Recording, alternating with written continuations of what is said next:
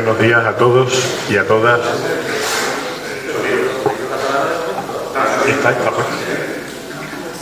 Vamos a dar comienzo a la segunda sesión de esta interesantísima jornada. Después de las magníficas ponencias que disfrutamos ayer del profesor Teja y de la doctora Acerbi. Y hoy tenemos otras dos magníficas conferencias. Vamos a iniciar ahora la primera, que la va a presentar Chema. Luego, después de esta primera conferencia y del diálogo que queramos establecer después de esa primera conferencia, vamos a parar para tomar un café y luego después continuamos ya con la segunda y la conclusión ya final. Así es que nada, le dejo a Chema para que os presente al primero de los ponentes del día de hoy y el tercero de los ponentes de la jornada. Pues con mucho gusto lo hago. Presentar a nuestro buen amigo Pablo Díaz, que como se sabe es catedrático de Historia Antigua de la Universidad de Salamanca, donde inició precisamente su carrera docente. Sí, catedrático, perdón, aquí hay que comerse el micrófono. El otro día la conferencia que hizo de las estelas griegas me pasó eso, sí.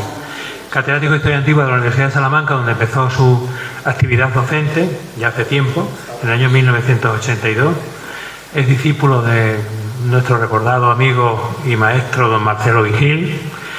Durante 4 décadas sus investigaciones se han orientado hacia el estudio de la antigüedad tardía, siglos IV al VIII, en el extremo occidental del antiguo Imperio Romano, atendiendo a una posición esencialmente no rupturista del final de la antigüedad. Esta labor se ha llevado a cabo desde una perspectiva múltiple, atendiendo tanto a los aspectos socioeconómicos que están en el origen de su investigación, como elementos políticos, jurídicos e ideológicos religiosos. Miembro entre 1992 y 1992 del proyecto Transformation of the Roman World, auspiciado por la European Science Foundation, ha sido investigador principal de numerosos proyectos y competitivos de investigación. Desde 2007 es coordinador del grupo de investigación reconocido ATAEMIS, Antigüedad Tardía y Alta Edad Media en Hispania. Los resultados de sus trabajos se han difundido en aproximadamente 150 trabajos científicos y unos 200 congresos y seminarios. Como ven, un currículum lleno de actividades y de prestigio, y por supuesto lo va a demostrar ahora con ese conocimiento que tiene de esa transformación de las ciudades a la raya del paso del mundo romano pagano hasta el mundo cristiano. Le dejamos con mucho gusto la palabra, e incluso que vas a hablar desde el...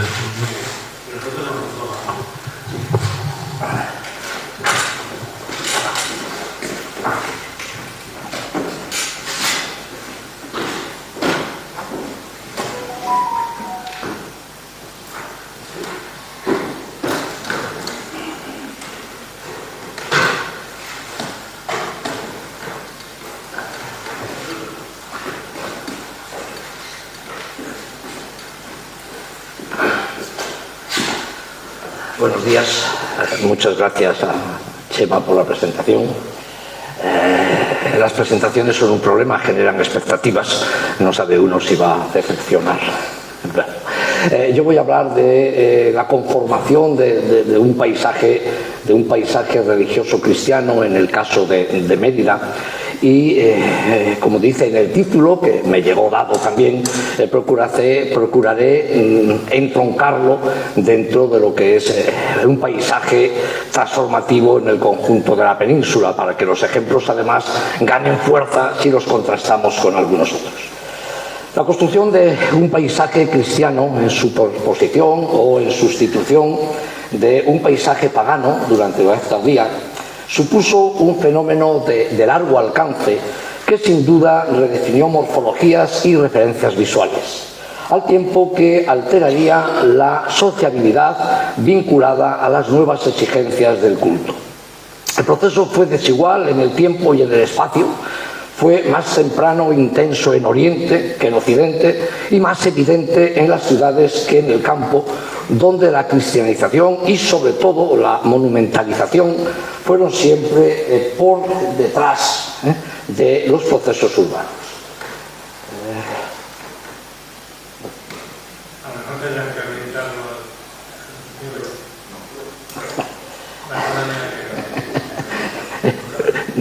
No vamos a tener imágenes. Bien, es una pena.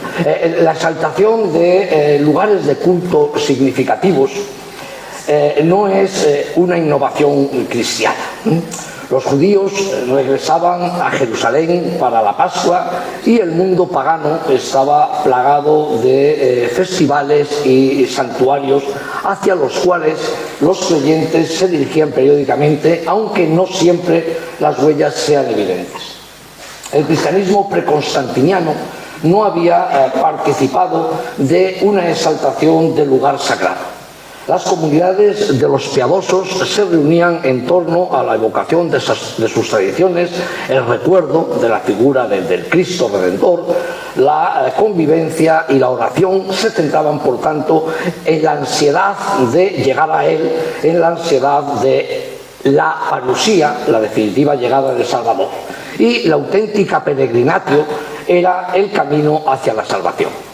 Las prácticas devocionales tenían, por tanto, un profundo sentimiento espiritual, alejadas de exhibiciones expresionistas en torno a lugares significativos. Los largos periodos de intolerancia, incluso puntualmente de persecución, no propiciaron la manifestación pública de religiosidad ni la reivindicación como propios de lugares significativos de sus tradiciones. Sin embargo, tras las medidas de tolerancia, más aún tras el apoyo explícito de la familia constantiniana, la identificación de los creyentes con sus lugares santos, latentes en los relatos evangélicos, adquirió unas proporciones desorbitadas que podían competir con los grandes festivales religiosos en torno a los santuarios paganos más afamados. Es posible que la conversión masiva de fieles procedentes del paganismo fuese un incentivo para este fenómeno de exaltación del lugar sagrado. Una religiosidad asociada a un lugar de culto era mucho más comprensible y fácil de asimilar que una visión exclusivamente espiritualista de la experiencia religiosa.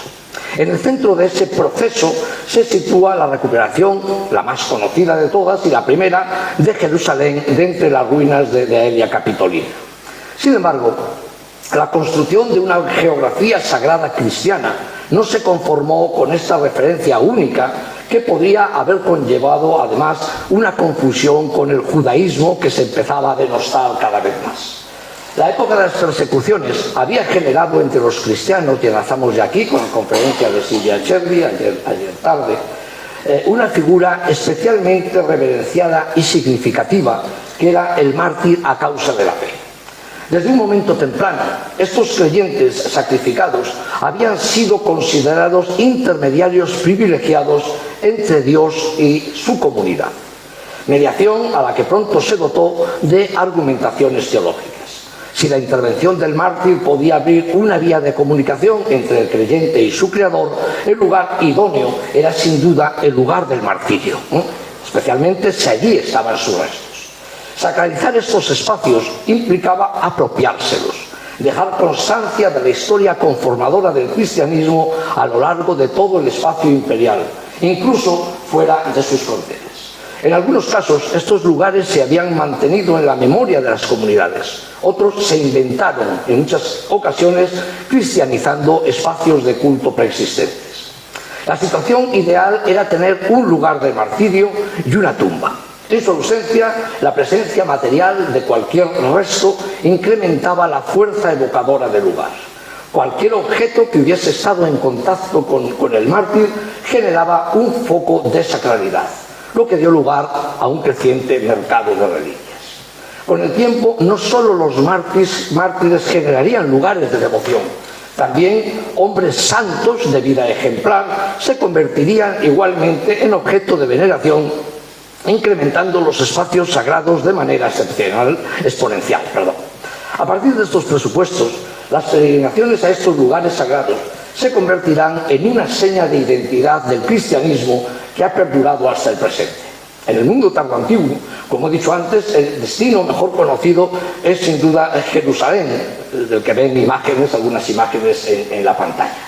Desde mediados del siglo IV, una serie de relatos ilustra no solo el fenómeno en sí mismo, sino las transformaciones que los escenarios evangélicos y por extensión el contexto bíblico iba a experimentar hasta convertirse en Tierra Santa.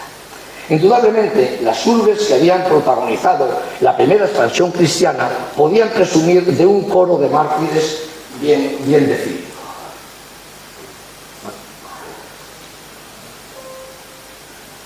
Está al revés, en Cartago, en Roma, pero también en el caso hispano, se construyó una geografía propia de santos y memorias martiriales.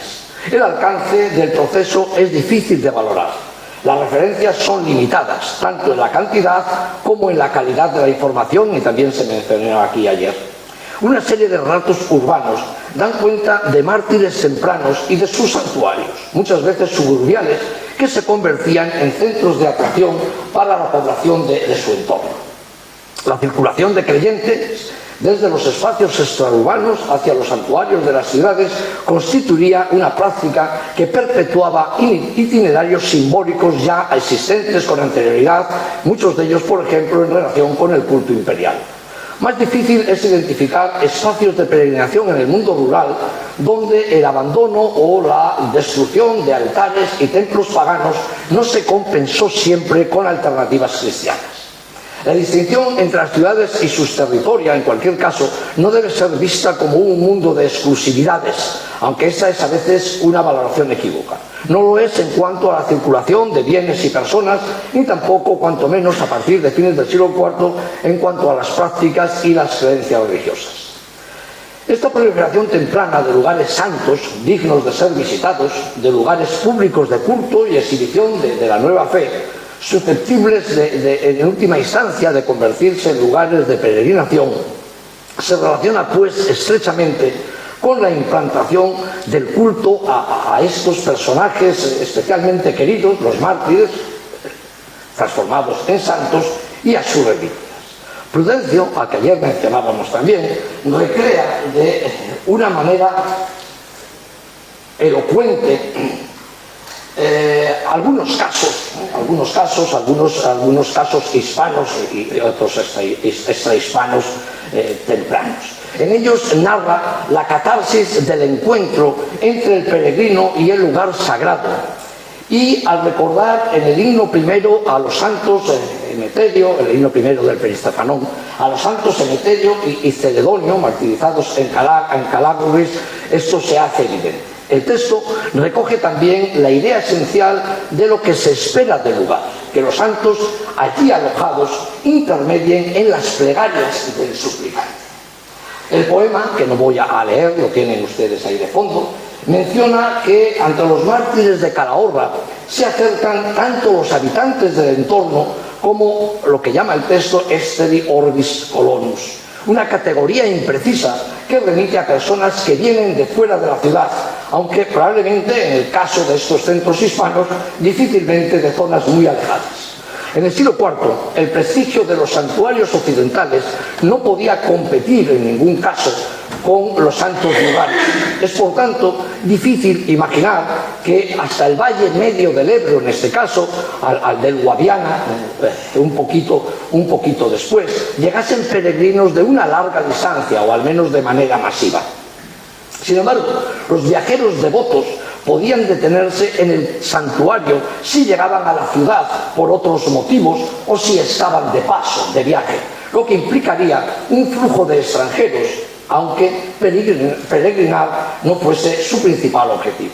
Caminar hacia el lugar santo es siempre un acto válido para el creyente. Lo ha sido en el caso del cristianismo hasta hoy mismo. Un gesto de expiación donde el elemento esencial es la sumisión en el acto de orar. La promesa acompaña el acto penitencial y la entrega de una dádiva no debe descartarse cuando el peregrino tenía la posibilidad de hacerlo. Un mártir prestigia a la ciudad que cobija sus restos, especialmente si esos restos son de un mártir propio de la ciudad. Para Prudencio, los mártires son en sí mismos generadores de una identidad, crean un vínculo estrecho con su comunidad.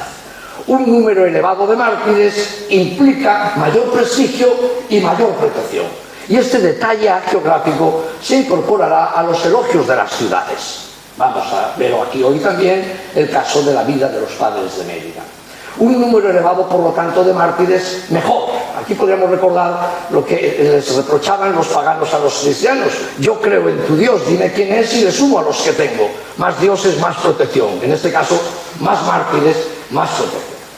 Un pasado memorable ensalza a la comunidad, por lo tanto, que sacrificó más hijos para la gloria de Cristo y da a la ciudad un prestigio que, por supuesto, atrae peregrinos. La ciudad se siente más protegida y, en consecuencia, más capacitada para proteger. Esto es importante para entender. En el Perestefanón, Prudencio ha ensalzado en primer lugar a Calahorra, probablemente su ciudad natal, aunque esto se discuta. Pero dedica una atención especial a Zaragoza por el hecho de que cuenta con 18 mártires. Dice número que apenas superan Cartago o Roma, y cuya bendita sangre inmolada expulsó de la ciudad a los demonios envidiosos y ahuyentó la oscuridad, dice en el texto. Emeterio y Ceredonio eran los patronos de Calahorra, mientras que Zaragoza cuenta no con 2, sino con 18, de ahí el elogio que él hace. Y esto es importante porque mediarán por el destino de la ciudad en el momento del día último, del juicio final. La defensa de la ciudad por parte de sus mártires patronos no era sentido solo en términos espirituales, también en un sentido físico. Según Gregorio de Tours, la misma ciudad de Zaragoza, sitiada por los francos en el 531, sacó en procesión la túnica del mártir Vicente, que, originario de la ciudad, había sido martirizado en Valencia, y los sitiadores, los asaltantes, se retiraron asustados por el prodigio. En el caso de Mérida, y vamos ya entrando en nuestra materia, el godo Teodorico fue disuadido por los prodigios de su protectora Eulalia durante el asedio del 456, cuando se disponía a saquear la ciudad. Y unos años después, un suevo, el Enigario, murió ahogado en el río Guadiana después de haber injuriado a la mártir. El prestigio de Eulalia era tal que en el siglo siguiente, según narra el texto de la vida de los padres de Mérida, el rey Leovigildo pretendió arrebatar la túnica, nos hablará Isabel de estas cosas, de la santa para llevarla a Toledo y conseguir su protección precisamente para la Urso Regia. Ahora bien, aunque Prudencio daría a entender haber participado directamente en alguna celebración emeritense asociada con Eulalia, así lo creen algunos autores, y piensan que su relato implica que quizás haya estado en la ciudad. El relato de la vida de Eulalia es mucho más impreciso de los que él conoce, y lo recordábamos ayer, para otros lugares, en concreto para Calahorra o Zaragoza, que acabamos de mencionar. En cualquier caso, tiene claro que Eulalia, sagrada doncella, adorna con sus huesos y honra con su amor a su querida Mérida. A su querido país, poderoso por su ciudad, rico por sus gentes, pero más poderoso por la sangre de este martirio y la lápida de su doncella. Este es el relato temprano, o más temprano, de Prudencio. En cualquier caso, para cuando Prudencio escribe, en torno al año 400, la ciudad de Mérida se ha visto ya embellecida por una construcción erigida para contener las reliquias de la mártir, que el autor describe como especialmente lujosa. Ahora es Mérida el lugar de su tumba, el túmulo, ilustre colonia de Betonia, atravesada por el memorable río Ana, que violento lava las bellas murallas con sus verdes aguas. Bueno, como recordaba ayer Isabel, unos poemas muy hermosos. Historicidad es otra cosa. Bien, el texto lo tienen ustedes ahí y si sigue en el mismo tono. En el resto en el desarrollo del relato no ha quedado claro si el lugar del martirio es el foro o quizás el espacio extramuros donde actualmente se encuentran los restos de la basílica. La Pasio de la Santa, aunque sea muy posterior, probablemente escrita a finales del siglo VII, ubica el horno donde la sometieron a la tortura del fuego cerca del Pretorium, Pasión de Eulalia XV, aunque alude a un locum passionis extra urbe en el capítulo siguiente, realmente asociando el lugar de su basílica con el lugar del martirio. Sea como fuere, en el futuro el santuario se convertirá en un punto nodal de la ciudad. Los obispos controlarán el flujo de peregrinos, para quienes construirán un lujoso albergue, pero de manera esencial aprovecharán el culto de la mártir para engrandecer su sede y su poder. Cuando, con motivo de la victoria de Recaredo sobre la revuelta arriana de la Borbonense, Masona decide celebrar el triunfo definitivo del catolicismo, lo hace con una procesión hasta la basílica, precisamente de Eulalia, a donde se dirige entonando salmos, recitando himnos. Esto también lo veremos. Estos elementos altamente ideologizados del santo protector de la ciudad son el punto culminante de un proceso de apropiación por parte del poder de lo que en origen debemos entender como héroes populares de la comunidad de los creyentes. El fenómeno forma parte de la imparable jerarquización de la Iglesia desde inicios del siglo IV. La reconstrucción puntual de esta evolución no siempre es posible, pero puede verse resumida en la notoriedad de algunos de estos lugares de culto. Si atendemos el relato de la Passio Juste Pastoris, del Justo y Pastor, ambos niños fueron ejecutados a espada por orden de Daciano, en un lugar alejado de la ciudad de Complutum. Algunos cristianos enterraron sus cuerpos en el mismo lugar del martirio, dice esta pasión, y allí erigieron dos altares en torno a los cuales se levantaría una única basílica. Aunque el texto da a entender que el proceso constructor fue simultáneo, es probable que dos túmulos, incluso sendos altares móviles, guardasen la memoria y más tarde se construyese en torno a ellos una basílica. Como en otros casos, resulta imposible saber quiénes son los promotores de esas construcciones. En un primer momento debemos pensar en construcciones improvisadas, pero la erección de una basílica martirial implica un gasto elevado y probablemente un acto de vergetismo por parte de nuevos conversos de una condición socioeconómica elevada. Un siglo después, el lugar ya debía de estar destruido, lo que se desprende del relato, en este caso, de Ildefonso de Toledo. El obispo de Toledo, Asturio, nos cuenta Ildefonso, había sido advertido por una revelación divina de la existencia del sepulcro de los mártires en Complutum.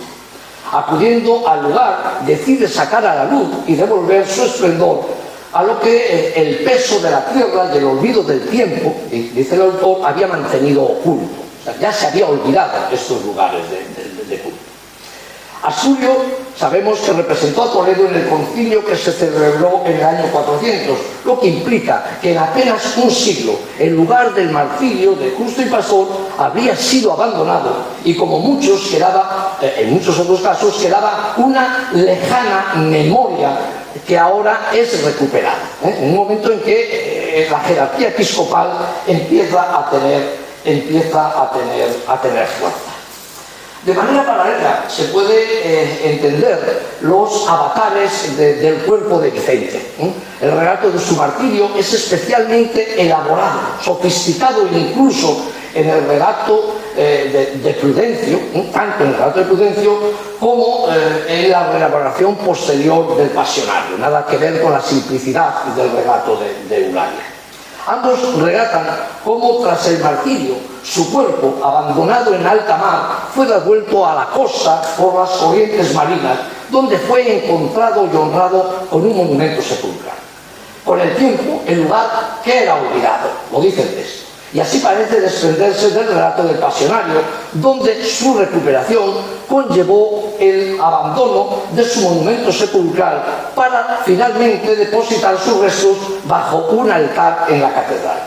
Este traslado final no está en el relato de Prudencio. Vicente fue el más célebre y difundido de los mártires hispanos, cuyas reliquias parecen haberse distribuido por la península y fuera de la península. Valencia, en concreto, cimentó su nueva entidad como ciudad cristiana en torno a la figura de Vicente, lo que conllevó todo un proceso constructivo simbólico. En el relato hagiográfico los sucesivos traslados no son asociados con la figura episcopal. Sin embargo, el destino final de las reliquias en la iglesia catedral resulta esclarecedor e inequívoco. Una vez más, es evidente que los obispos muestran un claro interés por apropiarse físicamente de las reliquias de los santos protectores, que cuando no han sido martirizados o enterrados en la ciudad misma, son objetos de una traslación interesada al interior de las murallas en la mayoría de los casos. En Tarragona, en la arena del anfiteatro, y se recordó también ayer, se construyó una iglesia para recordar a Fructuoso y sus compañeros martirizados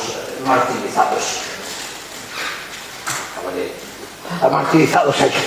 Es posible que en el caso de Mérida el proceso fuese similar.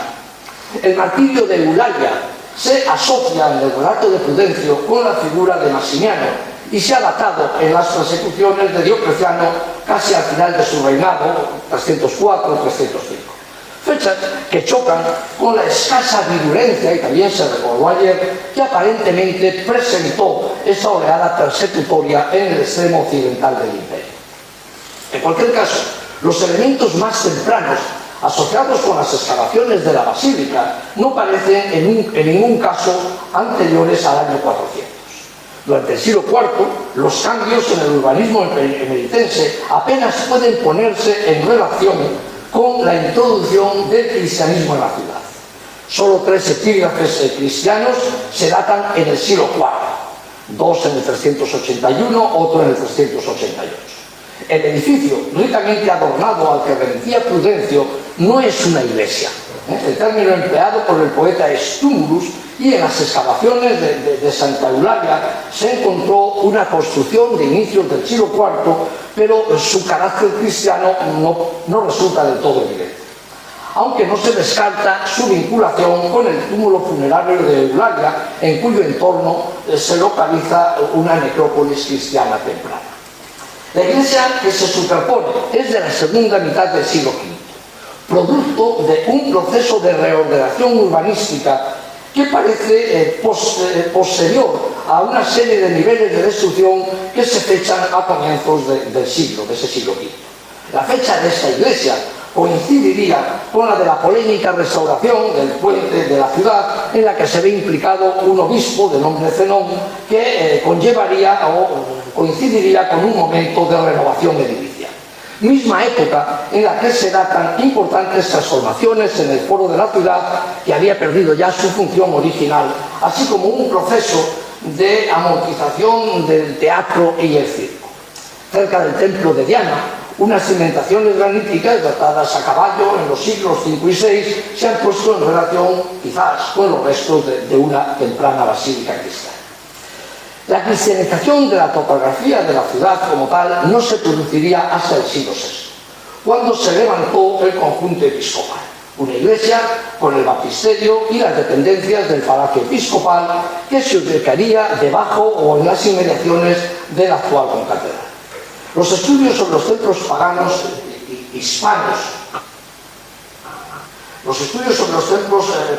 hispanos parecen mostrar que la mayoría de ellos se fueron abandonando a partir de los 150, momento en el cual las evidencias del culto se rarifican de manera casi generalizada, al tiempo que en muchos casos lo hacen las tareas de mantenimiento o reparación. De igual manera, la cristianización topográfica no es un proceso de sustitución rápido. Incluso, como hemos visto, da la sensación de que hay un periodo bastante largo, una especie de periodo de oscuridad, en el cual el agotamiento de la religión tradicional no se sustituye de manera inmediata por una explosión de evidencias del culto cristiano. Esto es un problema para las fuentes históricas, pero es sobre todo un problema arqueológico, que no se evidencia una sustitución rápida de una realidad visual por la otra. En el campo, el proceso fue incluso más lento. El abandono de los templos paganos no se vio sustituido por templos cristianos monumentales, probablemente hasta inicios del siglo VII, Como hemos anotado, el primer impulso del culto martirial no tuvo una enorme fuerza. Muchos lugares de martirio parecen haberse olvidado y solo con el desarrollo, lo he dicho antes, de una jerarquía fuerte, esos cultos se fueron recuperando. Lo hemos visto en Complutum y en Valencia. Así fue, sin duda alguna, también en el caso de Mérida. La figura del mártir cuasi deificado va a tener en muchas ciudades tardoantiguas un protagonismo esencial en su reconfiguración urbanística y en su identidad.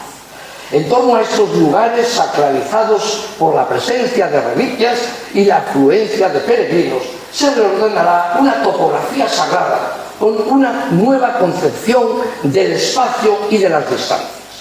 Serán los obispos quienes de una manera más clara capitalizarán ese culto. El fervor de los creyentes, monopolizando el protagonismo en el control de sus reliquias de una manera clara. Las autoridades eclesiásticas no solo embellecieron los santuarios martiriales o directamente asociaron a los mártires con las iglesias catedrales, sino que también elaboraron ritos litúrgicos específicos, himnos diferenciados y misas especiales a celebrar in solemnitatis martyrum, en las cuales se podía insertar una biografía del santo. Ese parece ser, por ejemplo, el primer objetivo, o esa fue la primera intención de Braulio cuando escribe su texto sobre la vida de San Emiliano. En algunos casos, los obispos fueron reprendidos por sus excesos celebrativos. Un concilio provincial celebrado en Braga, de la Gallaecia, del año 675, recuerda que las celebraciones en honor de los mártires son una costumbre antigua y solemne. Sin embargo, reprueba la osadía de los obispos que en el momento de su conmemoración se colgaban las reliquias al cuello y se hacían llevar en silla, como si ellos mismos fueran el relicario, el arca de las reliquias. Y por ello, en adelante, pues como dice el texto, exige moderación en ese expresionismo de celebración de los mártires.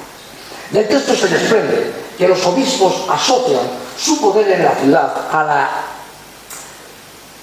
exhibición, por así decirlo, de su amicitia con el santo protector de la misma. La relación de poder entre el obispo y el santo se simboliza pues por la posesión misma del mártir, representada por sus reliquias y sus santuarios. Esto es evidente en múltiples ocasiones a lo largo del texto de las vidas de los padres emigrantes. Se pueden anotar dos especialmente significativas. La primera ya ha sido recordada cuando Masona esconde para sí el manto de Eulalia que Virgilio quiere llevar a Toledo. La segunda es la disputa por la Basílica de la Mártir que el obispo Sunna ambiciona para sí frente al católico masón, consciente de que su control implica el poder sobre la ciudad como un patronus indiscutible. La asociación entre el obispo y la santa son para el autor la causa última de la prosperidad de Mérida y de toda la provincia, de la cual ya se ha desterrado el hambre, la enfermedad. Es indudable que el patronato se ha extendido fuera del ámbito urbano y de su entorno inmediato, lo que era una llamada a que se acercasen a la santa todos los provinciales. La Iglesia había prohibido o desalentado que se instalasen sepulturas en el interior de las iglesias de los mártires. Sin embargo, sabemos que los obispos de Mérida se hicieron enterrar junto a la santa y que buscaban precisamente que los que llegaban ante la santa llegasen también ante los obispos. En el texto resulta evidente que los dones se conceden a quienes acuden sinceramente a suplicar petición que resulta efectiva solo en el santuario y solo en ese lugar, donde está la santa y donde están también los obispos. Hay que decir que todo el texto de la vida de los padres de Mérida es un ejercicio de propaganda episcopal que pretende exaltar la gloria de sus obispos en directa asociación con la Basílica de la Mártir. No debemos imaginar que sea un documento único. En todo caso, el comportamiento de sus obispos, de los obispos de Mérida, no sería distinto del que acabamos de ver que probablemente llevaban a cabo los obispos gallegos y que el Concilio de Braga ha reprobado. Las calles de Mérida, y eso está muy claro en el texto de la vida de los padres, fueron el escenario de procesiones y manifestaciones de fervor constante. El oficio de vísperas y la celebración de la misa implicaban la conquista de la calle. Por ocasión del oficio dominical, el espacio entre el palacio episcopal y la iglesia catedral era escenario de una procesión. Es el texto que vemos en la parte superior. La asistencia masiva es recordada en relación a la celebración de la Pascua, sin duda el momento más destacado del calendario cristiano. Por ocasión de la misma se llevaba a cabo una procesión desde la iglesia mayor a la de Eulalia. El clero y el obispo iban cantando salmos y Iusta quod mos est, según la costumbre, acompañados por toda la masa de los creyentes. Tal debía ser el gentío que se reunía para la ocasión, que cuando los arrianos se conjuraron contra Masona, tras la conversión de Recaredo, pretendían aprovechar precisamente la confusión y el gentío de la ceremonia para acabar con el obispo cuando llegase a la puerta de la ciudad. Bien, tras la definitiva derrota de los arrianos, Masona y sus fieles celebrarán jubilosamente, dice el texto, las solemnidades, según esa costumbre, ahora usa more priscorum, alegrándose en el estruendo de calles y plazas de la calle, al fin de la calle. No parece quedar duda que la celebración de la resurrección de Cristo se exteriorizaba alegremente en una manifestación masiva que inundaba todo el espacio público entre el palacio del obispo y la iglesia de Eulalia, lo que era una clara manifestación de la dualidad que ambos representaban en la mayor solemnidad, como he dicho, del calendario. Aquella que recordaba el sacrificio de Cristo y la resurrección salvadora. Sin duda la iglesia de Mérida, o las iglesias de Mérida, celebraban a otros santos, celebraban otras conmemoraciones, que en el caso de Eulalia probablemente eran más multitudinarias. El canon 23 del Concilio de Toledo, del año 589, legisla que debe extirparse, pero que está ahí, radicalmente la costumbre religiosa que suele practicar el pueblo en las fiestas de los santos, de modo que la gente que debe acudir a los oficios divinos se entregan a danzas y canciones indecorosas, con lo cual no solo se dañan a sí mismos, sino que estorban la celebración. Lo que nos muestra el texto, el carácter absolutamente popular y callejero, en este caso es un complemento perfecto del texto de la vida de los padres de Mérida, que tenían todas estas conmemoraciones. Y no traigo estos relatos por accidente, es que el paisaje cristiano de las nuevas ciudades algo antiguas no es solo unas piedras ordenadas de distinta manera, es evidentemente toda la sociabilidad que se genera en torno a esos nuevos edificios. Esto es lo que ahora estamos viendo en el texto. Y esta pasión celebrativa en la calle es especialmente notable en el caso de Eulalia, en correspondencia evidentemente con la protección que la patrona ejercía sobre su ciudad, la ciudad con la que se identifica, y la santa con la que los ciudadanos se identifican. Evidentemente, los obispos reunidos en concilio pretenden evitar los excesos de la exteriorización de las manifestaciones de devoción y que se confunda al obispo también con el santo titular. Pero en la práctica nos está mostrando precisamente eso. El poder del obispo en la ciudad se asocia precisamente con su amicitia, con el santo de la misma, con el santo protector. Lo que queda perfectamente expresado en las palabras que el texto atribuye a la misma mártir Eulalia dirigiéndose a Masona. Ha llegado el momento de que, regresando tú a la ciudad, vuelvas a prestarme los pasados servicios.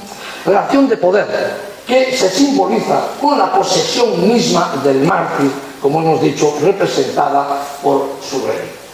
El desplazamiento procesional entre las iglesias, aparece en el texto una práctica habitual.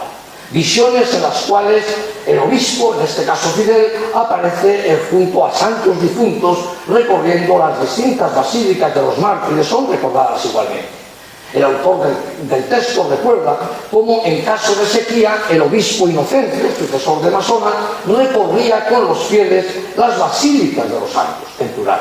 Se trata de una manifestación ocasional, como lo es la procesión de acción de gracias de Masona. En cualquier caso, quizás en ninguna ocasión como en esa, el regocijo de la plebe es tan evidente en el texto. La actividad religiosa en la calle podía comprometer a los espectadores de una manera más activa o más pasiva, pero implicaba, y por eso insisto, lo menciono, una sacralización, esto es, una cristianización de todo el espacio cívico.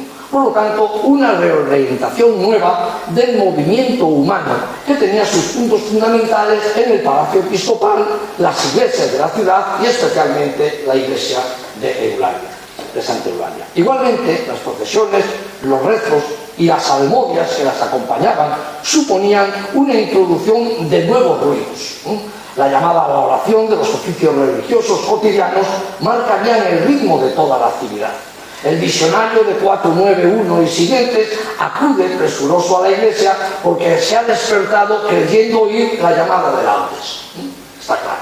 Muy probablemente todos los oficios religiosos contaban con sus llamadas. Por el liber ordinum, aceptando que muchos de sus relatos puedan proceder de este momento temprano, sabemos que a la muerte del obispo debían sonar todas las campanas de la catedral y después todas las situadas en 2 millas a la redonda. O en mayor o menor medida, ese doblar de campanas acompañaría todos los sepelios, lo que supone absoluta cotidianidad. La referencia a funerales es muy escasa en las fuentes visigodas, pero probablemente no dejaban de ser ocasión de gran manifestación pública. Incluso pudieron utilizarse como elementos de autoafirmación y propaganda en momentos de pugna doctrinal. Sabemos, por ejemplo, que en el África del siglo anterior, el rey vándalo Gensérico forzó a que las ceremonias funerarias católicas se hicieran en silencio, al interpretar que se utilizaban como una manifestación de propaganda católica frente al poder de los aliados. Las manifestaciones que hemos analizado hasta aquí implican un uso religioso consciente del espacio público, por lo tanto un cambio visual y emocional de los paisajes. Sin embargo, la actividad de la Iglesia emeritense, la presencia del clero, la proyección social de la actividad episcopal, sin suponer un uso sacralizado de ese espacio, implica una presencia constante de lo religioso, por lo tanto de lo cristiano, y por la conversión de lo católico en la vida de la ciudad. El texto de la vida de los padres de Mérida da a entender, como he dicho, que esos desplazamientos, en este caso concreto del obispo, no pasaban en ningún caso desapercibidos. Es probable que la sola presencia del obispo, por su condición de protector de los pobres y la santidad que se asociaba a su figura, provocase un gran revuelo de gente a su paso. Cuando Fidel, sintiéndose viejo y enfermo, se retira a esperar la muerte a la basílica de Santa Eulalia, continúa allí atendiendo a los necesitados, repartiendo limosnas y cancelando deudas. La gente acude hasta él de forma tan masiva que una mujer, este es uno de los pasajes que a mí más me gusta del texto, que pretende acercarse buscando la condonación de una deuda, lo intenta infructuosamente día tras día sin conseguirlo. Porque la gente está taponando la posibilidad de acceder. En un momento posterior, esta mujer recibe la visita de otros santos que le dicen que a lo mejor no atienden sus súplicas porque no está prestando atención nada más que a una santa, ¿no? Que si les hace caso a ellos, entonces se dirige a orar a sus iglesias y el obispo también les atiende. Insisto, estas manifestaciones nos interesan aquí porque marcan ese carácter público, esa solución en la calle de las disputas físicas y emocionales que con un origen religioso adquieren en su proyección social, en su manifestación callejera, un alcance absolutamente multitudinario. El paisaje religioso se vincula evidentemente con la topografía eclesiástica, iglesias, baptisterios, el palacio episcopal, pero de manera aún más clara, insisto, con esa conquista total del espacio que probablemente se llenó de símbolos que, por desgracia, a nosotros no nos han llegado, pero que la historia posterior nos evidencia en cualquier lugar por el cual se pasa. Llegados a este punto, un problema es dilucidar si el control episcopal de la piedad era efectivo, especialmente si eran capaces de canalizar la devoción y con ella las ofrendas hacia aquellos lugares de culto que ellos promovían. Para ver esto ya hemos colocado aquí un texto que, si ustedes ya han tenido ocasión de leer, pues les habrá dado evidencia de esa disputa incluso entre los santos que se celebraban en la ciudad, con una competencia por un santuario o por otro santuario. Quizás con el comportamiento del texto, el hagiógrafo quiera dar a entender que el obispo no se desentiende de los demás santuarios, a santuarios asociados al culto urbano, y que estos también están en comunicación con él, pero resulta claro que los fieles olvidan dirigirse a sus iglesias. La razón de la desigual fortuna de unos u otros santuarios se vincula sin duda con la propaganda, como acabamos de mencionar, que puede dirigir la atención hacia uno o hacia otro. La memoria de los mártires puede pervivir en el legendario de las comunidades, pero la geografía es la que reescribe sus vidas, actualiza el recuerdo de sus proezas y lo hace al servicio de unos intereses muy concretos. Ahora bien, de alguna manera, las preferencias de los fieles hacia uno u otro santuario pueden deberse también a la consideración de la eficacia del mismo. En el 404, mucho antes, Agustín de Hipona había recordado que no todos los santos tienen el don de curar y que el Creador no ha dispuesto que en todos los sepulcros de los santos se verifiquen milagros. Este es un texto de Agustín. Esto es importante. Los fieles dirigen sus plegarias a los mártires para llegar más fácilmente a Dios. Buscan perdón para sus pecados, sin duda, pero los relatos que dan cuenta de los prodigios obrados en los santuarios son esencialmente curativos. Curar la enfermedad, devolver la vista, expulsar los demonios de los cuerpos poseídos, esa es la tríada esencial de cualquier relato hagiográfico. El reclamo más eficaz para atraer la atención del peregrino hacia un santuario, iglesia u oratorio concretos es que se cumplan esas expectativas.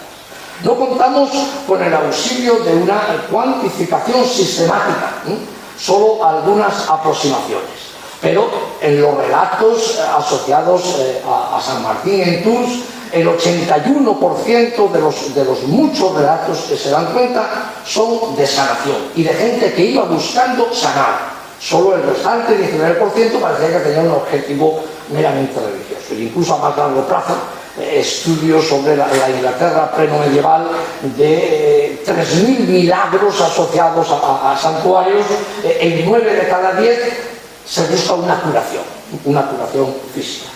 Pero realmente había más motivaciones, y esto también debemos entenderlo para entender el paisaje de estas ciudades cristianas, especialmente de aquellas que, como Mérida, tienen un centro de una mártir prestigiosa. Junto a los enfermos que buscan sanación y los devotos que buscan consuelo para el alma, en estos entornos se congregan profesionales de la limosna, pobres, pedigüeños, que iban siguiendo una ruta festiva a la búsqueda de la especial generosidad del clero y de los peregrinos en tan señaladas ocasiones.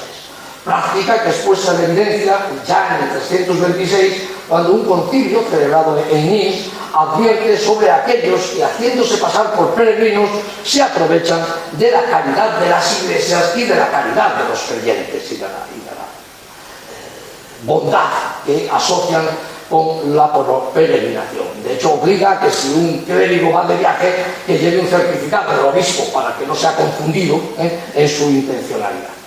De la Basílica de Santo Eulalia sabemos que fue dotada por Masona, con un fondo de 2.000 monedas de oro para hacer préstamos a quienes lo solicitasen.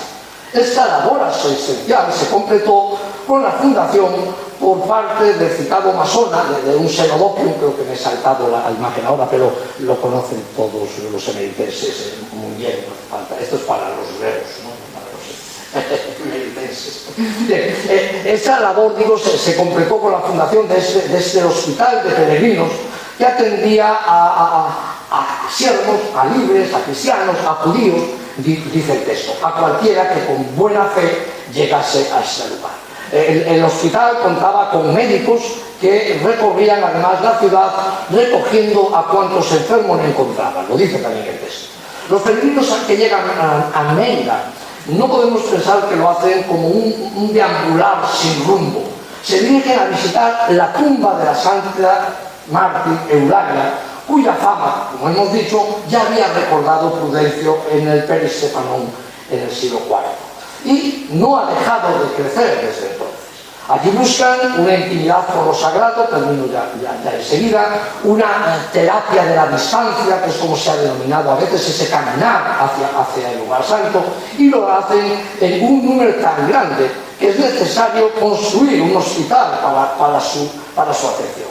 El mismo Pablo, médico griego que alcanzó la dignidad episcopal en la ciudad, había llegado a Mérida, dice el texto, como peregrinos.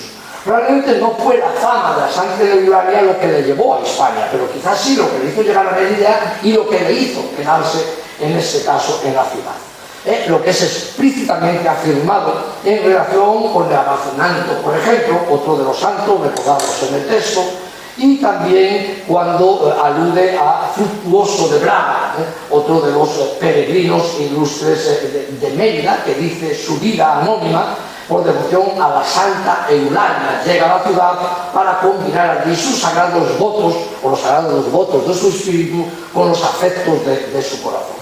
Estos peregrinos son ejemplos ilustres, pero es probablemente parte ínfima de una gran afluencia que debía aportar su componente masivo y peculiar al paisaje humano de la ciudad. Las autoridades religiosas intentan definir cuáles son los lugares idóneos de peregrinación y controlar su gestión. Capitalizar en su beneficio, como hemos anotado, el prestigio de mártires y de hombres santos definidos. Ahora bien, querían regular igualmente con detalle los ceremoniales y los comportamientos adecuados en el lugar sagrado, no solo componiendo, como hemos dicho, misas e himnos, sino regulando la celebración festiva misma. La literatura geográfica intenta remarcar el orden y el consenso social que inunda la exaltación religiosa, una ocasión en la cual diluir muchas tensiones sociales que en el momento de la celebración religiosa se diluyen, se olvidan, se matizan. Llegado al santuario, el peregrino, como nos recordaba el texto de Prudencio, participa de una serie de rituales formalizados, rezos, procesiones que recorrían el entorno de la basílica del mártir, las calles de la ciudad, cuando su desplazamiento era urbano, buscando reproducir el itinerario que los mártires habían seguido hasta el cadalso. Un camino de peregrinación que culminaría en la tumba, en lo que sería una adecuación entre arquitectura y liturgia estacional, de la cual tenemos algunos ejemplos magníficos. Por desgracia no contamos con un relato, pero ese pasar entre la zona del foro quizás y la zona de la iglesia podría ser entre el lugar las primeras torturas y el lugar en el cual fue finalmente muerta y depositado de su cuerpo. Ese proceder, insisto, parece corroborado para el caso de Tarragona, tanto por la información arqueológica como por la narración literaria, e igualmente se ha constatado en el caso de Barcelona. Bien, la vida de los padres de Mérida, y ahora sí voy ya terminando, ha dedicado su atención esencialmente a Mérida, sus obispos, sus conciudadanos. El texto elogia y hace propaganda de la ciudad y no sabemos si conscientemente, muchas veces es verdad, que ignora a los peregrinos, salvo en esos casos excepcionales que hemos mencionado. Sin embargo, los peregrinos de Eulalia son algo esencial para entender a Mérida en el contexto de la antigüedad tardía hispana. Ayer se ha mencionado que esas pasiones tardías a veces no interesan para lo que ocurrió en el origen. Pero la pasión de Eulalia recuerda que al sepulcro llegan posesos y son curados. Y este relato tardío realmente es un relato de la inmediatez de cuando se está escribiendo el texto, no del pasado. Por lo tanto, en finales del siglo VII, cuando se da forma escrita a la pasión de Eulalia, esto está siendo una realidad. Termino, ahora sí. La nueva religiosidad generó sus propios mitos.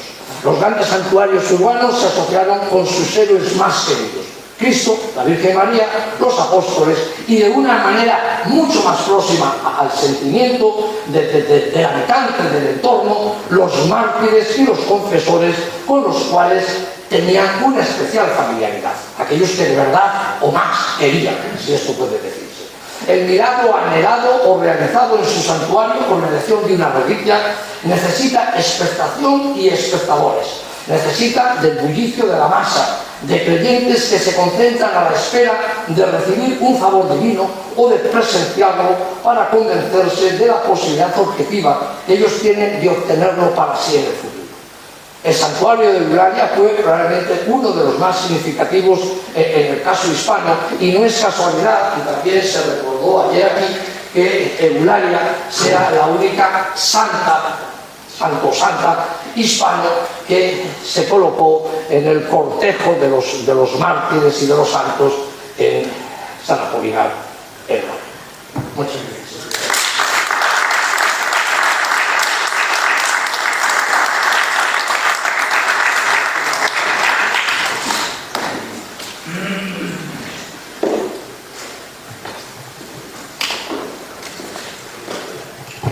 Bueno, pues muchísimas gracias por esta magnífica ponencia que acabamos de disfrutar del profesor Díaz Martínez. Le rogaría a la organización que bajara un poco las luces del escenario y encendiera un poco más las luces de la sala para poder visualizar desde aquí. Y yo creo que, bueno, que esta magnífica ponencia habrá suscitado entre las personas que estamos aquí hoy disfrutándola algunas preguntas que me encantaría pues que se pudieran dirigir para abrir este debate, que a partir de esta ponencia puede ser muy, muy enriquecedor. Así es que si alguien tiene alguna pregunta.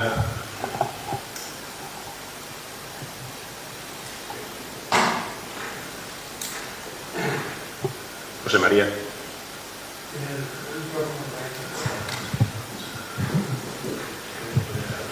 No es precisamente una pregunta, se oye, ¿no? Sí, perfectamente.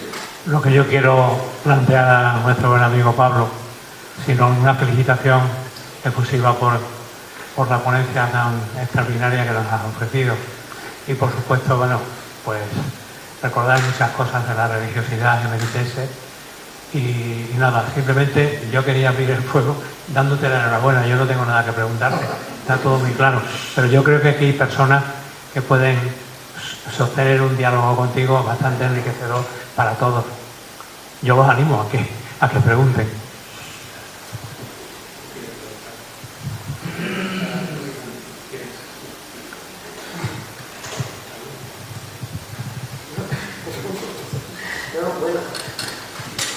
Bueno, es que...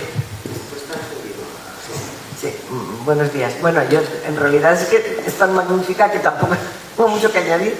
Sí que es verdad que yo voy a hablar, lógicamente, como se deduce del título, de las vidas de los padres de Mérida, pero desde otros ángulos o desde otras perspectivas. Y esto me recuerda, y lo comento así un poco en plan coloquial, que antes cuando veníamos decía el profesor Díaz, hablábamos, dice: seguro que si nos encargan a los cuatro la misma conferencia, cada uno la hace de una manera diferente, ¿no? Entonces quiero decir con ello que efectivamente es un texto realmente de las vidas que ofrece muchísimos aspectos y que están todavía algunos por desentrañar, creo yo, ¿no? Entonces, pero vamos, en fin, yo quiero felicitarle por el análisis exhaustivo. Estoy absolutamente de acuerdo, que eso lo hemos hablado también, en que la amortización de los templos paganos o de los espacios paganos no significa inmediatamente la conversión o la utilización cristiana de esos espacios. Y me parece que esa es una idea bastante importante que ha dejado el profesor Díaz en su exposición, porque es verdad que muchas veces hacemos como unas ideas que pasan de ser paganos a ser cristianos sin solución de continuidad, y no es cierto. Es decir, puede haber ahí un decalaje a lo mejor de 200 años o del tiempo que sea, que aquello está amortizado, no, nadie lo hace caso y bueno, luego sigue. Yo quisiera preguntar, y aprovechando que está Pedro Mateos, ¿no? Sí. Quisiera hacer una pregunta a los historiadores arqueólogos, ¿no? Eso es algo que a mí, que yo voy a mencionar luego, pero que siempre me llama la atención. ¿Se ha planteado alguna vez no solamente la basílica, sino un monasterio de Santa Eulalia? ¿Qué es lo que pasa cuando, luego hablaré de las vidas, ¿no? Pero se habla de la gente que va, no la gente que va a enterrarse, que no son solo los obispos, sino la gente que va a vivir a Santa Eulalia. ¿Hay algún tipo de vestigio de que en el entorno de la basílica pudiera haber habido, o la basílica estuviera dotada de anejos donde se pudiera vivir, un tipo celdas de monasterio? O sea, esa pregunta quisiera, porque no lo sé. No, yo me lo... Bueno, digamos, existen datos arqueológicos de la existencia de monasterios, no solo en la vía de los Pares Medinenses, que ya lo indicaba la existencia de dos monasterios, uno de frailes y otro de monjes, sino que aparecen inscripciones relacionadas con ellas. Aparece una inscripción de la abadesa Eugenia, por ejemplo, que dice que han arreglado una puerta de un monasterio de vírgenes, y aparece otra inscripción An Domum Santa Eulalia, que probablemente se podría vincular con un monasterio. Y después tenemos el dato del Cenodoquium, que el Cenodoquium es un elemento absolutamente monástico. Está gestionado por el monasterio o los monasterios de Santa Eulalia. Pero como datos estratigráficos, como datos estructurales, arquitectónicos, no existen ningún edificio que se haya vinculado directamente con la existencia de esos monasterios. Yo alguna vez, pensando con esa referencia posible... Es que el Cenodoquium sí, como el hospital y tal, no. Es que hay luego, bueno, cuando eso lo vemos un poco más en detalle, es que a mí no sé, es una duda que tengo ahí existencial, que no sé, ni me pago. No, vamos a ver. Nos falta mucha información, por desgracia. La vida de los padres de Mérida, igual que si cada conferenciante enfoca una cuestión, la vida de los padres de Mérida se dirige a un interés muy concreto, que es los obispos de la sede. Nosotros tenemos muchos relatos, por ejemplo, en relación a Tecla y en Oriente hay muchas vidas de estos. Recuerdo el monasterio de Santa Flevonia en Constantinopla, que es una colección de prodigios increíbles. La gente, cuando va al santuario, por mucha fe que lleve, no espera que su sanación se produzca en el instante que llega. Hay algunos relatos de estos orientales que son increíbles. Una dama con su señora de compañía estuvo 21 años esperando la curación, y vivía al pie del monasterio, al pie del santuario, esperando a que se obrase la curación. Y había tardado 21 años y se lamentaba que quizás había llegado con poca fe y la había adquirido con el tiempo. Bueno, la fundadora de las Virgininas estuvo 30 esperando que el Papa la recibiese, y cuando la recibió dejó su orden. Me parece muy bien, estuvo 30 esperando. Pero no, quiero decir que estas situaciones implican un espacio en el cual habitar o en el cual estar. Probablemente, ¿y quién lo ordena? Muy probablemente monjes o monjas, está claro, ¿no? Es decir, que no es lo mismo un lugar de paso, es decir, alguien que va, alguien que llega simplemente peregrino y se alberga, que alguien que llega a curarse y espera la curación, espera la curación hasta que se produzca o hasta que no se produzca, vamos, que se aburra, ¿no? Pero debe de haber un espacio que esté vinculado a eso. Es decir, que probablemente la cuestión del exorcismo, el poseso, tiene otra justificación, pero el que llega a curar un mal físico, espera la curación, no es que llegó a ver cuándo se produce, y eso implica un espacio. En el caso de estos, incluso en algún relato de los milagros de Tecla, es que peleaban por el lugar más cercano a la tumba, porque yo estoy más enfermo, más enferma, necesito estar más cerca, ¿no? Sí, ¿no? Y oye, funciona hoy, la religiosidad se quiere tocar el lugar, ¿no? ¿Qué profesor?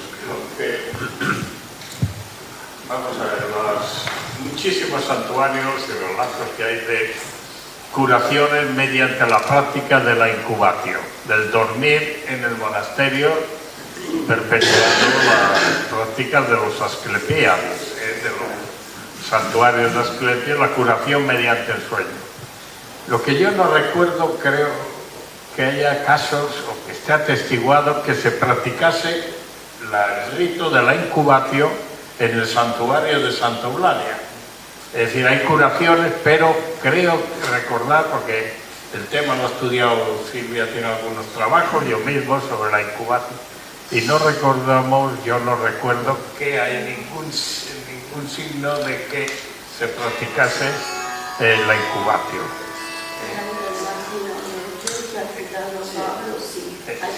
Pero yo no me refería tanto a un seronotium o a un lugar, por ejemplo, de espera, digamos, una especie de espera, ¿no? Un espacio, por tanto, cercano, vecino a la basílica. No, yo me refiero más bien a una habitación monástica, es decir, a la existencia de monjes vinculados, y por tanto celdas monásticas, no diría un monasterio entero, celdas monásticas vinculadas a la basílica.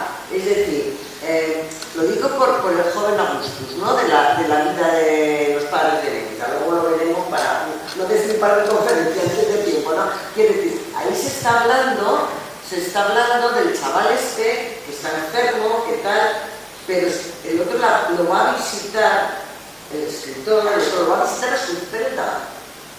Entonces, la cuestión es esa, ¿no? Es decir, estamos hablando de espacios vecinos a la basílica que tienen un carácter transitorio, un carácter de hospital, un carácter tal, o estamos hablando de celdas, de habitáculos donde pudieran vivir monjes. Eso es lo que a mí me... Yo creo que no hay ningún testimonio de que hubiese, desde el punto de vista, al menos literario, de la existencia de un monasterio. Claro, pero... Sí existía el de Cauriana, ¿no? Está a 15 kilómetros Cauriana. El texto de las vidas habla a una inundación que llega al monasterio. Ni los más viejos de Mérida han visto llegar tan arriba al río, ¿no? Quiere decir, no se refiere a ese monasterio. No, por eso no.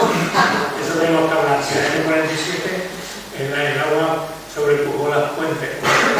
No, era una broma. Quiero decir que no se refiere al mismo lugar, ¿no?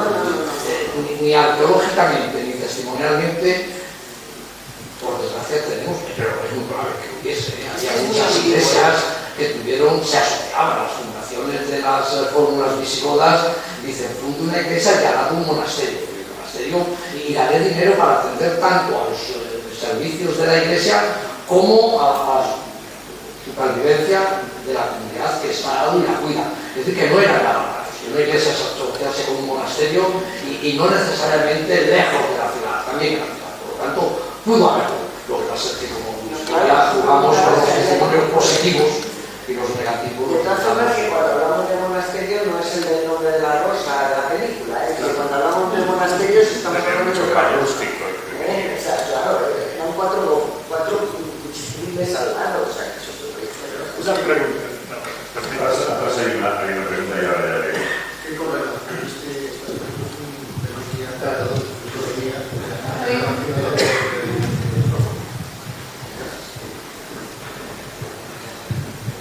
relacionado. ¿Se oye? Sí. Que un tema que trató el profesor Díaz es lo relacionado con el ámbito rústico, con el ámbito rural. Es que estáis utilizando exclusivamente testimonios urbanos y hay una ocupación rústica muy potente en todo el ámbito alrededor de Mérida toda la Hispania, ¿no? Entonces, está claro, los hemos visto testimonios evidentes de ocupación pagana sobrepuesta una ocupación cristiana. Realmente yo he excavado una villa que aparece en este contexto. Entonces, eso mismo puede convertirse en un oratorio, en un sitio de culto cristiano. Es que no es necesario que haya una gran ocupación de carácter monástico. Es lo que le quería abundar. Y bueno, Pablo ha mencionado un poquito ese tema, ¿no? Se habla exclusivamente de lo urbano, pero también tenemos lo rústico. Yo lo urbano, lo rural lo he puesto un poquito en el costado, porque es el paisaje de Mérida y de las ciudades, ¿no? Pero evidentemente, en cualquier caso, en el campo, que si tenemos ricos testimonios, algunos asociados a villas incluso del Parco, que son evidentes, pero son de ámbito esencialmente de origen privado, menos veces público. Y eso es importante, hay ejemplos varios y diversos, ¿no?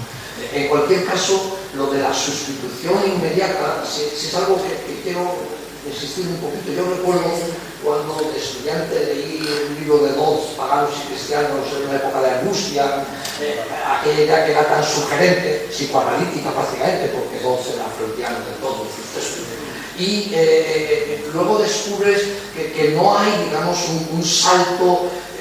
El cristianismo, sin desmerecer a quienes han pensado que tenía una fuerza de atracción tremenda para el sentimiento, el cristianismo aprovecha una realidad, es que la religión pagana se está agotando, sobre todo la religión cívica clásica, porque se ha desaparecido todo el contexto del entorno que la justificaba después de los cambios ya del siglo III. Y lo que hay sobre todo es un proceso transformativo.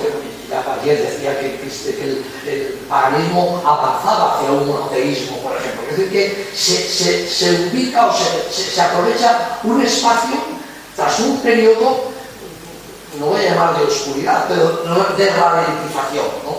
Y es por lo que yo, trasladado al paisaje que nosotros vemos, paisaje arqueológico y paisaje humano, de comportamientos, no es un salto brutal desde un martirio a que al día siguiente todos se han convertido, no, los lugares de los mártires, y por eso comparar a veces a Prudencio con esas vidas posteriores es interesante, porque hasta donde Prudencio llega, las pasiones posteriores le añaden un poquito más, ¿no? Se ha hecho un túmulo, y la pasión dice, el túmulo se olvidó y luego se construyó una iglesia, y ha pasado en muchos casos un siglo, o incluso más, por el medio, ¿no? Es decir, que ese juego, pero yo lo remitía a la ciudad esencialmente. En el campo, primero, las ocupaciones son más tardías, ¿eh? Yo ayer hubo un momento que estaba Tricio, si lo habéis visto, lo ponía creo el letrero, y el magnífico santuario de la Encarnación que hay cerca de Caravaca, y dices, sí, pero no, vamos a ver, no es que en el lugar del templo se aprovechó tal cual, se reaprovechó y se aprovechó siglos después, ¿no? Es decir, que eso es verdad que los lugares sagrados se reaprovechaban, pero no todos al día siguiente, ¿eh? Muchos estuvieron abandonados mucho tiempo. Yo quisiera hacer una pregunta en voz alta aquí a los emeritenses, porque yo recuerdo, y he escrito hace algún tiempo en Italia, alguna cosa que ya no me acuerdo, de las procesiones que se cuentan las vidas entre el santuario de Santa Eulalia y la iglesia episcopal, ¿no? O sea, se hacían procesiones solemnes, era el gran recorrido procesional entre la iglesia episcopal y Santa Eulalia. Sigue siendo los días de se sigue haciendo. Bueno, la iglesia episcopal, pregunto, que yo siempre he pensado que es la iglesia que está aquí en la Plaza Mayor, que es ahora concatedral o algo para el estilo, ¿no?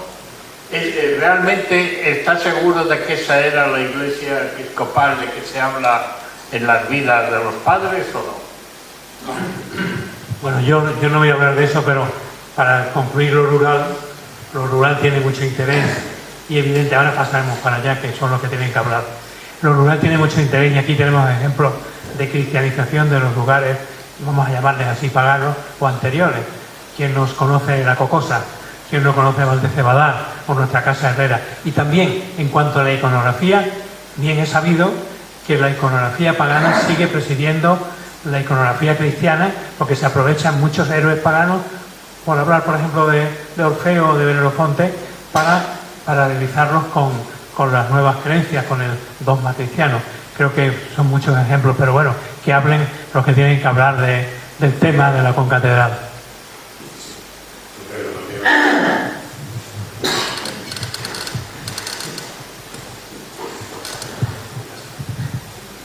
Con respecto a la concatedral, no hay un argumento arqueológico ni histórico sólido para decir que la iglesia de Santa María era la catedral de época visigoda. Existen algunos indicios que apuntan a esa posibilidad, pero no hay una aseveración categórica. Por ejemplo, el hecho de que hayan aparecido en el entorno algunos restos de escultura decorativa, entre ellos una pieza identificada como la cátedra del obispo, donde se sentaba el obispo, es un dato interesante. En la Alcazaba, también cercana a Santa María, apareció una imposta reutilizada con una inscripción dedicada a Santa María, princesa de todas las vírgenes, y que probablemente el bueno de Rocha decía que podía ser el cambio de advocación de la iglesia de Santa Jerusalén a Santa María. Eso sería un indicio a plantear. Otro indicio sería el de la memoria histórica. Es decir, cuando se realiza la reconquista aquí, se intenta recuperar la memoria de los edificios sacros de época visigoda en la ciudad. Por ejemplo, Santa Eulalia. Se construyó la iglesia, de hecho reutilizando parte, el ábside de la cabecera, la triple cabecera de la Basílica Visigoda, se reutiliza y se construye en ella Santa Eulalia. De la misma manera se hace en San Andrés. Y en Santa María se construye la iglesia de Santa María, que dicen los textos que sería la mayor, la importante. Una vez perdida la dignidad episcopal Por tanto, esa memoria histórica, esa recuperación de la iglesia de Santa María con ese nombre podría indicar también que podría ser un dato. De todas formas, el dato importante y arqueológico importante sería la excavación de la iglesia de Santa María.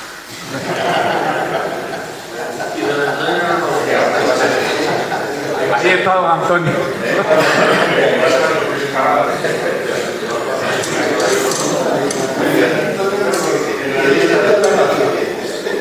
De todas maneras es verdad que las liturgias estacionales perpetuaron muchas veces ese pequeño dato de la pasión, que empieza el martirio, se supone que cerca de la residencia de las autoridades, y luego la muerte es posterior, sea en el actual concatedral, o sea, 300 o 400 metros más acá o más allá, es aquel mismo recorrido. Es decir, que algunas líneas posteriores, yo recuerdo una increíble, fui a ver si aquello podía reconstruirse de verdad en Allariz, en Orense, en la Santa Mariña de Aguas Santas. Es un relato de un martirio realmente de 9, de 10, pero curiosamente los lugares que ha recorrido siempre la procesión están asociados a lugares reales, ¿no? Una iglesia temprana, una especie de oratorio en el que se había convertido un recinto castreño, y luego el lugar de residencia, que era un viejo casco que se vio habitado hasta época medieval. Dice, la procesión que se ha perpetuado hasta el siglo XX, que se sigue celebrando, reproduce, o es la misma que se recuerda en esa vida algo medieval, y probablemente ya era una memoria de unos escenarios precedentes. Por tanto, eso es indudable que la memoria sí ha mantenido eso, probablemente en algunos casos, en otros no. La topografía puede haber cambiado tan bruscamente que se perdió los puntos de referencia. Muy bien, pues si no hay más preguntas y si queremos parar a tomar un café, que tenemos dos cafeterías aquí en la plaza, el acceso, como ya veis, es bastante complicado porque tenemos toda esta zona en obra, pero podemos parar 10 minutos para tomar un café y retomamos posteriormente la conferencia. Así que muchísimas gracias al profesor Díaz Martínez y nos vemos en